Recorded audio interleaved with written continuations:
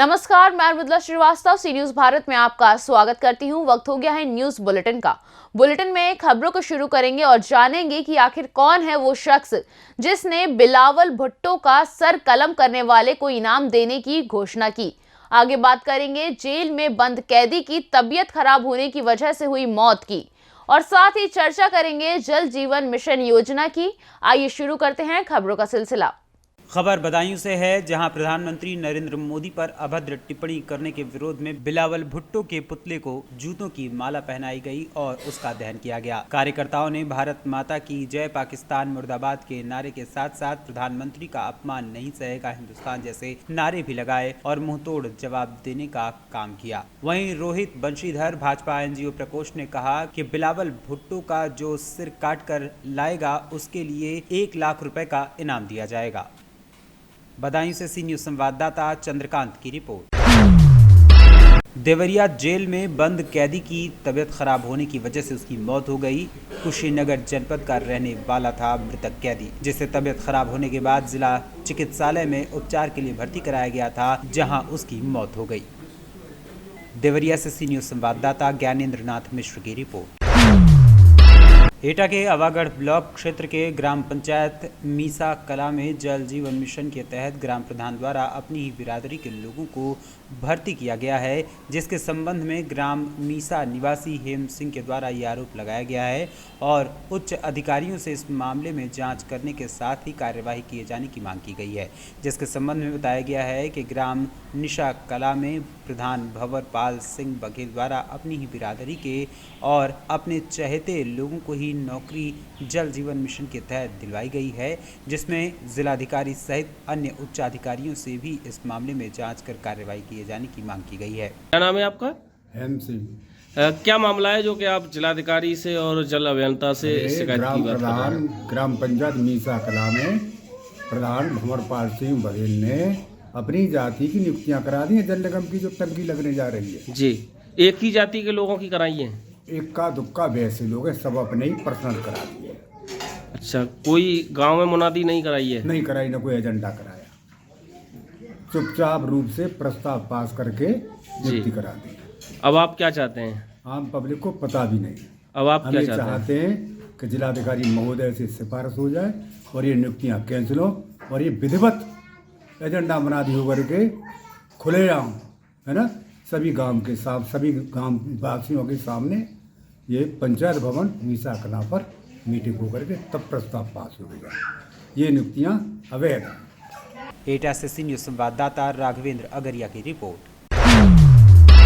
गाजीपुर के खानपुर क्षेत्र के अमेहता, नूरुद्दीनपुर, बेलहरी सहित कई गांवों के सरकारी राशन की दुकानों पर गेहूं और चावल की बोरियों से कंकड़ पत्थर निकल रहे हैं। बोरियों में मिलने वाले पत्थरों का वजन प्रति बोरी 2 किलोग्राम से लेकर 5 किलोग्राम तक निकल रही है। कई गांवों के कोटेदार इस समस्या से परेशान हैं। कोटेदार पत्थरों को अलग कर ग्राहकों को अनाज देकर उन पत्थरों को लेकर परेशान है। अमेहता के कोटेदार संजय जायसवाल और नूरुद्दीनपुर के अरविंद सिंह ने बताया कि बोरी से सड़कों पर बिछाने वाले बोल्डर के टुकड़े निकल रहे हैं। कोटेदारों को अब समझ में नहीं आ रहा है कि वो इसकी भरपाई कहां से कर पाएंगे।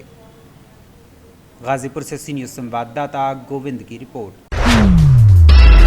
खबर मुजफ्फरपुर से है, जहां ठंड बढ़ने के साथ ही ब्लड प्रेशर और हार्ट से जुड़े मरीजों के लिए परेशानियां बढ़ने लगी हैं। लिहाजा क्षेत्र के लोग ब्लड प्रेशर तथा इससे जुड़ी हुई विभिन्न बीमारियों की चपेट में आ रहे हैं।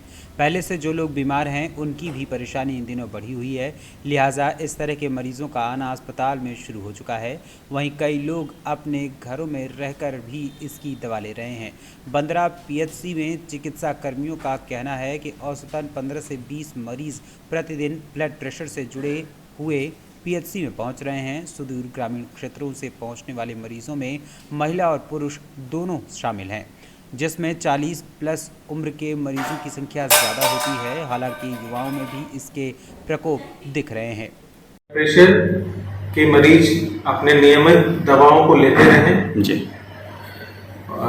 नियमित ब्लड प्रेशर की जांच कराएं, क्योंकि ठंड में ब्लड प्रेशर के बढ़ने की संभावनाएं रहती हैं, तो इसलिए दवाओं को स्किप ना करें। इसके अलावा डायबिटीज़ के मरीज हैं, वो भी अपनी दवाओं को नियमित तौर पे लेते रहें। ब्लड शुगर का नियमित जांच कराएं। हमारे यहाँ डिपार्टमेंट है, हमारे पीएससी स्तर पर लगातार ब्लड प्रेशर, ब्लड शुगर की नियमित जांच हो रही है।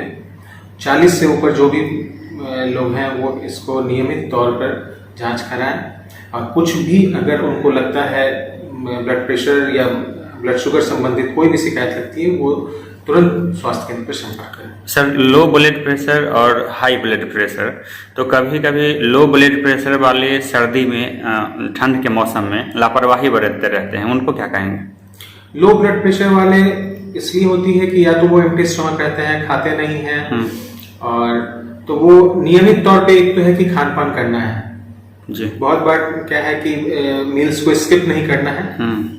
और जो हाई ब्लड प्रेशर वाले हैं वो ज्यादा स्पाइसी भोजन नहीं खाएंगे, तेलपक सामान नहीं खाएंगे, मिर्च मसाले वाली चीज नहीं खाएंगे, अचार वगैरह नहीं खाएंगे।